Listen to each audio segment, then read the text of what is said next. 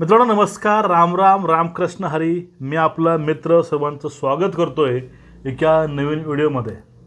मित्रांनो सर्वांना विनंती आहे, चॅनलला सबस्क्राईब करा आणि व्हिडिओ जास्तीत जास्त शेअर करा. कमेंटमध्ये जय श्रीराम लिहायला अजिबात विसरू नका. आपल्याला या व्हिडिओला कमीत कमी 1000 तुम्ही जय श्रीराम नावाच्या कमेंट करा. महाराष्ट्रातील नाही तर पूर्ण भारतातील राजकारण अक्षरशः हे सध्या संपत चाललंय. मी असं का म्हणतो तुम्हाला कळून जाईल. पण या सगळ्या विरोधकांनी महाराष्ट्रामधील पवारसाहेबांचे असतील, उद्धव ठाकरे गटांचे खासदार असतील, काँग्रेसचे खासदार असतील आणि भारतातील तमाम खासदार ह्या सगळ्यांनी उडते घोडे आपल्या अंगावरती घेतलेत की काय असं वाटायला लागते मित्रांनो. महाराष्ट्रामध्ये दिल्ली घडवायचा प्रयत्न अजूनही होत आहे. लोकांना, तरुणाला या ठिकाणी जागृत करून, म्हणजे काही त्या मुलांचं ब्रेन वॉश करून त्यांच्यावरती चुकीच्या पद्धतीने त्या लोकांना मोटिवेट करून रस्त्यावरती आणायचे कामं चालू झालेत. अगदी 1 महिना सरकारला वेटीस धरलं, झुरळांनी वेटीस धरलं होतं आणि ह्या झुरळांची मागणी होती नीट परीक्षेबाबत. आता पेपर फोडी असे जे काही प्रश्न असतात यासाठी कठोर असा कायदा बनवावा लागतो. आणि जर कठोर कायद्याचा धाक असेल तर असं कृत्य कुणी करणार नाही. मुळात पेपर फोडतं कोण? हे क्लास माफिया आणि आमिर बाप की बेवडी हुई औलाद. मग ह्या सगळ्यामध्ये या सरकारनं एक बिल पास करायचा प्रयत्न काल अधिवेशनामध्ये केला. असा एक कठोर कायदा, त्या कायद्याच्या बडग्यामुळं, त्या कायद्यामुळं अनेक तरुणाचं आयुष्य बर्बाद होणार नाही. आणि परत या भारतामध्ये परीक्षा पेपर फुटीमुळं तरुणाला मोर्चा काढायला लागू नये यासाठी हा शासनाचा प्रामाणिक प्रयत्न होता. पण या प्रयत्नाला संसदेमध्ये या लोकांनी ते विधेयक पारित करू दिलं नाही मित्रांनो. पेपर लीक माफिया विरोधामध्ये जी काही बिल येत होतं, कठोर कायदा येत होता, त्या कायद्याला इंडिया आघाडीचा कडकडून विरोध काल बघितला आपण. म्हणजे ह्या लोकांची मानसिकता तेच, पेपर फोडायचेच.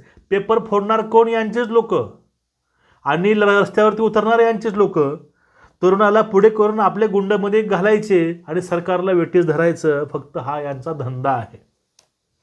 मला इथं स्पष्ट बोलावं वाटतं. आणि महाराष्ट्रामधले पाहायला गेलं तर या ठिकाणी उद्धव ठाकरे आता सध्या ते महाराष्ट्रामध्ये आंदोलन पेटवायचा प्रयत्न करत आहेत. पण त्यांचा सुद्धा एक खासदार उठून बोलला नाही की आमचं समर्थन या बिलाला आहे म्हणून.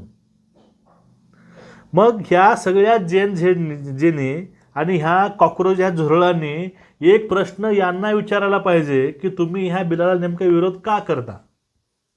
पण हे काही विचारणार नाहीत. आणि ह्या सगळ्या राजकीय पक्षामध्ये आता काहीच दम नाही, कुठलाच दम उरला नाही, असं एक खोचक विधान यांच्याच एका पत्रकाराने केलं आहे. ते पत्रकार पहिलं शरद पवारांची वाहवा करायचे, राहुल गांधीची वाहवा करायचे आणि ते उद्धव ठाकरेंचीही वाहवा करायचे. भले त्यांनी पूर्वी उद्धव ठाकरेंना शिव्या घातल्यात, बाळासाहेबांना त्यांना, पण आता त्यांचे वाहवा करायचे. पण आता ह्या तिघांना सुद्धा ते फाट्यावर मारत आहेत. कारण काय? आता यांना एक पुढली पार्टी भेटली आहे, झुरळ नावाची, म्हणजे कॉक्रोच नावाची, तिलचट्टा नावाची. ते पत्रकार म्हणजे निखिल वागळे. बघा झालं असं काँग्रेसचे जे काही सक्काळ आहेत यांनी एक ट्विट केलं होतं, भाष्य केलं होतं.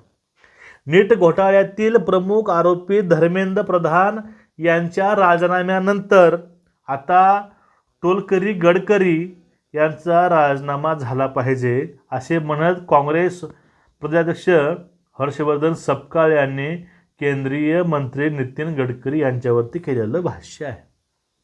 आणि ह्या भाष्यावरील निखिल वागडेंनी ती यांची पोस्ट हे रिट्वीट केली आणि सांगितलं रिट्वीट करून की तुम्ही घेऊनच दाखवा.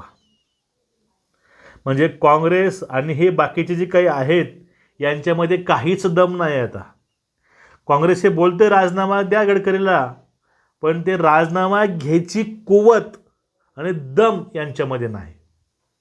आणि तोच दम महाराष्ट्रातील नाही तर भारतातील कुठल्याच पक्षामध्ये नाही, असं स्पष्ट या ठिकाणी निखिल वागळे यांना म्हणायचं आहे. त्यांना हेही म्हणायचं आहे की हे सगळे काही जे आहे ते फक्त कॉक्रोच जनता पार्टीच करू शकते, अभिजित नावाचा दिपकेच करू शकतो, हा विश्वास वागळेंना आहे.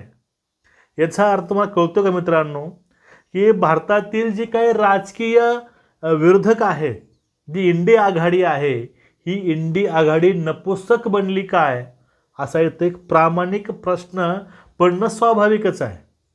कारण यांचा जवळचा तिलचट्टा आता झुरळाची भाषा बोलू लागलाय, मग बाकी तुम्हाला मी सांगायची नव्यानं गरज काय नाही.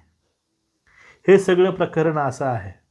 आणि निखिल वागळेंना आता निखिल बघा, जरी असंच होत राहिलं, जर कॉक्रोचच्या जर आडवं हे लोक यायचा प्रयत्न केला तर ह्या सगळ्यांना निखिल वागळे भिडणार, ही काळ्यावरची पांढरी रेघ आहे.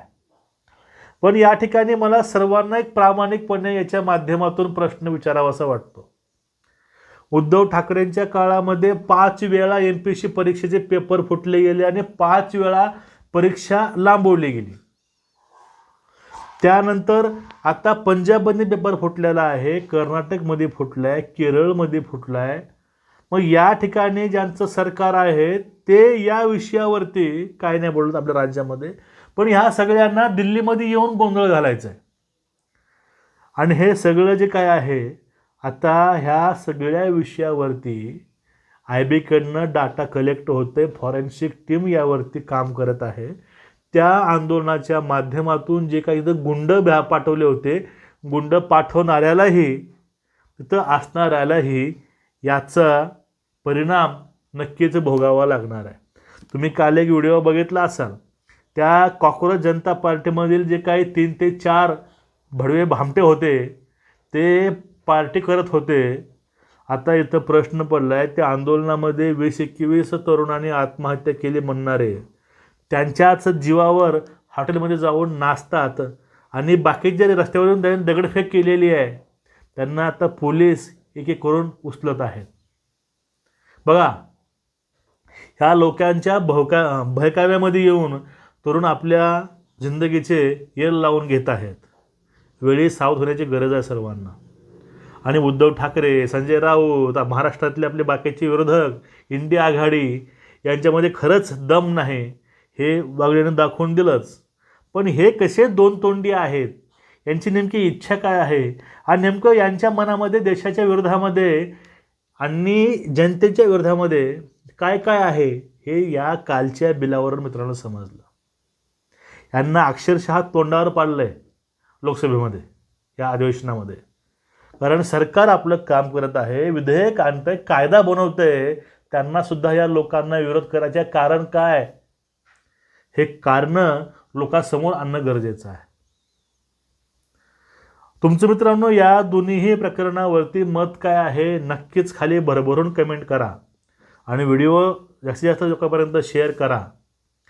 तुम्हाला काही आमच्या चॅनलसाठी काही मदत करायची असेल तर मी डिस्क्रिप्शनमध्ये अकाउंट डिटेल दिलेले आहेत, त्यामध्ये फोनपे, पेटीएम सगळंच आहे. नमस्कार, उद्या भेटू परत. रामकृष्ण हरी.